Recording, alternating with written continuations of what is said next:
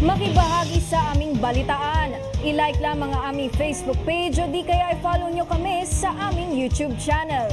Para naman sa inyong comments, suggestions at public service announcements, mag-email lamang dito sa IBC. At yan ang mga makabuluhang balitang aming nakalap. Muli po kaming magbabalik bukas. Maraming salamat, Pilipinas! Ako po si CK David at ito ang IBC Tutok 13. Kaibigan ng bayan, kaibigan ng katotohanan.